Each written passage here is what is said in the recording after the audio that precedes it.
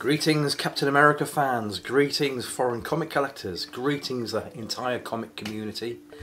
Here we go, this is the start of looking at the Capitao Americas from that wonderful land of Brazil. Brazil has a long history of loving Captain America. They put out many publications starting from the Golden Age till today. But today we're going to be concentrating on these little monsters.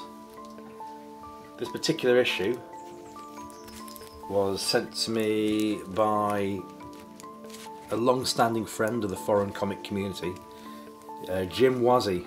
I always call him Gentleman Jim Wazzy because he's an exceptional guy. Before we get stuck into what we're doing today, I'm going to have a sip of my coffee. And I'm bringing this to you on an extremely early wet, absolutely tanking it down with rain. Yeah, November morning, early morning. I am in a different area of the summer house now. I'm basically almost sitting on top of the heater.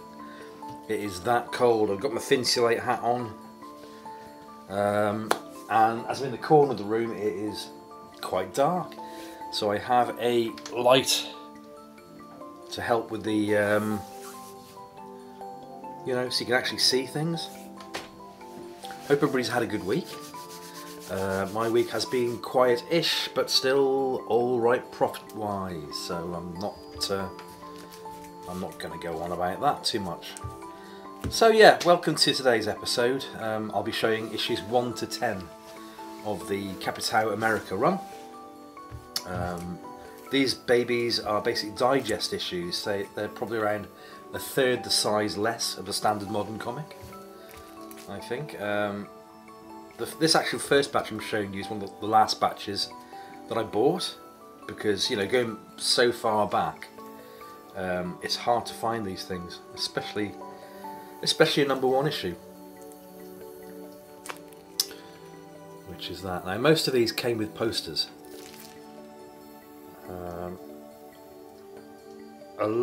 I have a lot of these with posters, but most of these are all bagged and boarded, so to be honest, I don't really want to unbag them again to show you the posters. I'll just be showing you the front covers.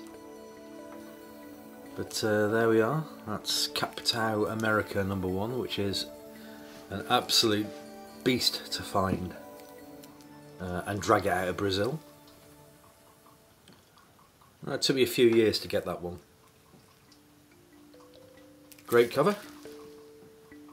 And interestingly enough, on the American issues, background newspaper writing is all gobbledygook. I think it's like Latin speak. I don't think it's... I could be wrong. You know, I have been wrong once or twice before.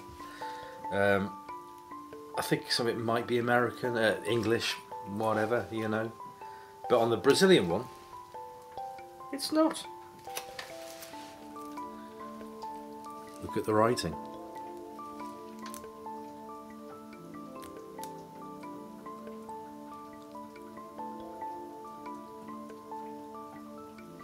Superb.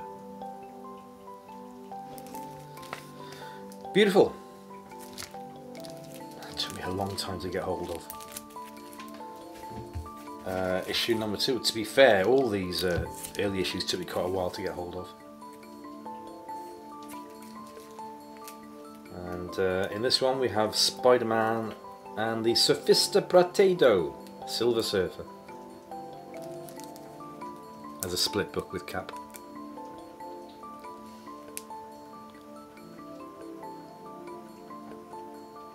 Published by Abril.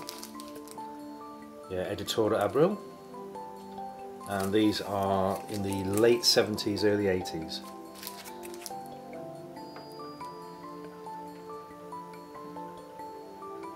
Oh, can you hear that rain above the little music? Which is interesting, to be fair, and slightly ironic, because the background music that I play on my videos is a snippet of music called Raindrops. So we've actually got raindrops on top of raindrops. There's a useless nugget of information for you. Beautiful #2.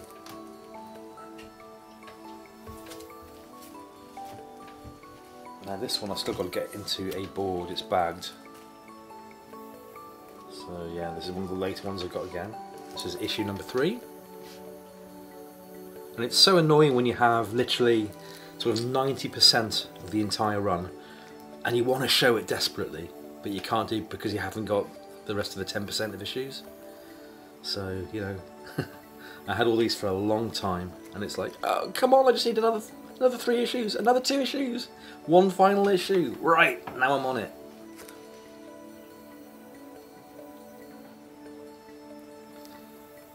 And on the back you have Batman and his Batmobile.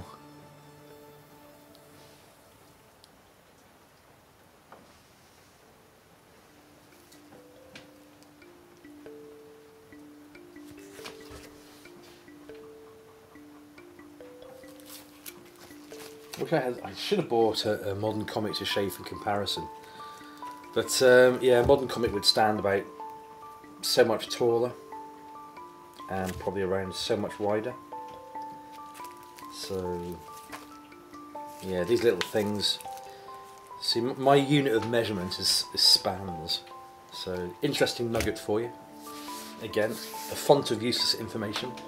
If you stretch out your hand like that, always in a modern adult, the measurement from the end of your thumb to the end of your little finger is 9 inches. So if you stretch out your hand, you know you've got a unit of 9 inches there. So these are approximately 8.5 inches by, I'd say,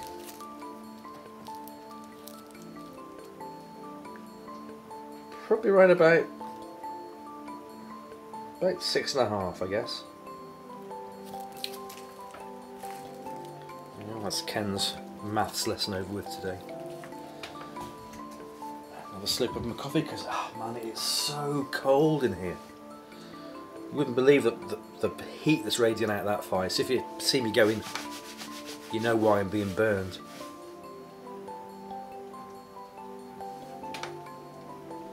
Alright, issue number 4. Again, this is an absolute biatch to find. I think if you compare that to the American edition, I think in the American it's red background. And you'll find a lot of these Brazilian issues, they have subtle changes.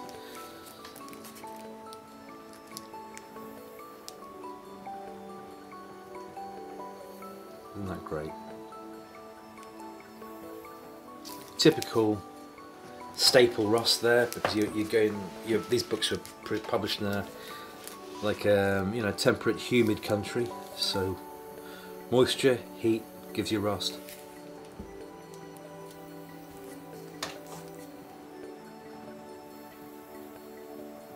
That's, you know, it's a lovely cover, that is.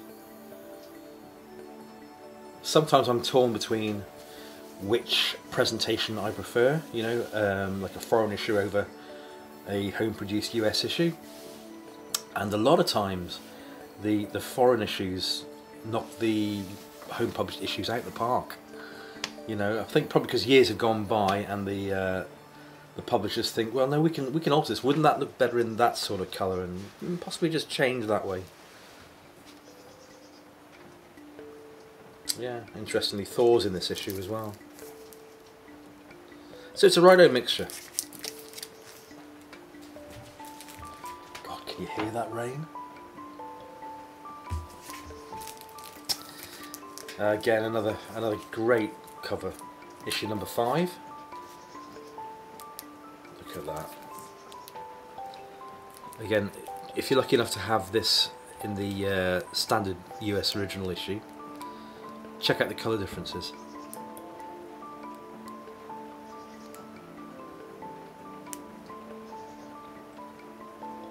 Isn't that just great?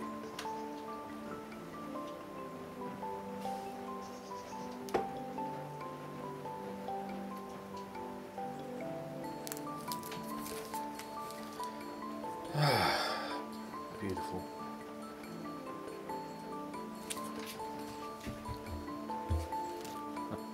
Issue number 6. A split vertical cover with Cap and Miss Marvel. The original Carol Danvers.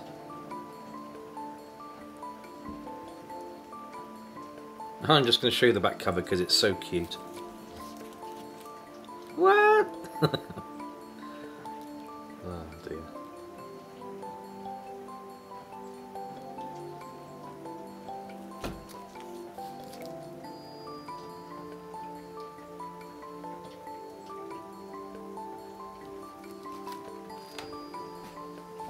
And another one from Gentleman Jim Wazzy. This is issue number 7.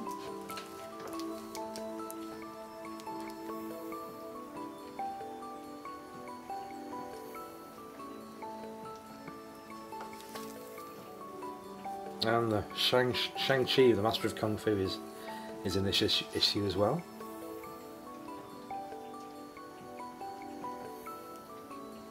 Lovely.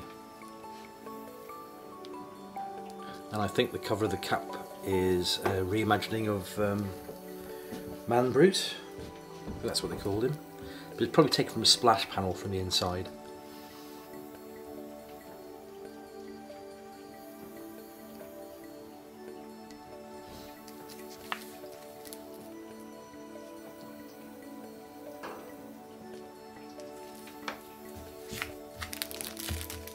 Quick swig of my coffee, I think. Oh, it's getting cold rather quickly. Put on top of the heater. Lovely. Issue number 8 with a scorpion.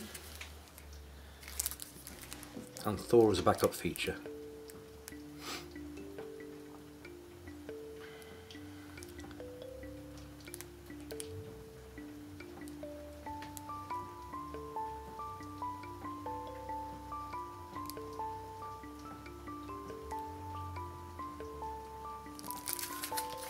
Terrific. And issue number 9. Beautiful. Gene Colan. Tell Gene's artwork a mile away.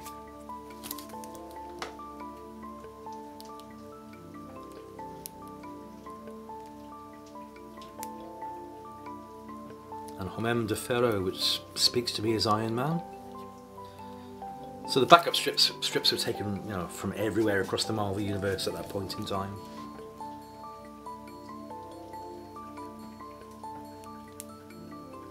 Isn't that great?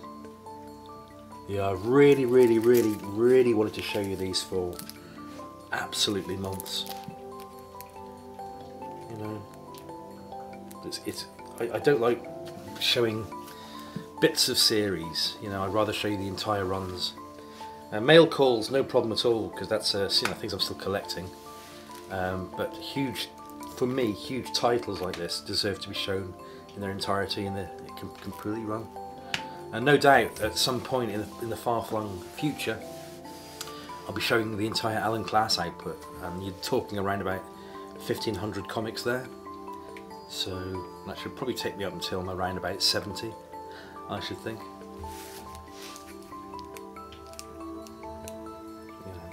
Yeah, I really felt the Capitao America run needed to be shown in its entirety rather than just pick out certain issues.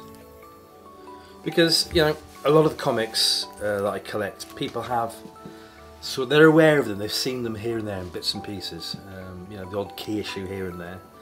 But stuff like from Brazil, nobody's really seen that in, you know, the Western Hemisphere. Not many. They might have seen the odd cover. But these don't tend to be key issue covers. Some are, certainly, but not all of them are. But yeah, these are more unusual, shall we say, to our standard American-based comic eye. And, ladies and gentlemen, ending today's episode, we have another one from Gentleman Jim Wazzy, Brazilian Comic Hunter. This is number 10. Again, that's a fantastic cover. Capitao America.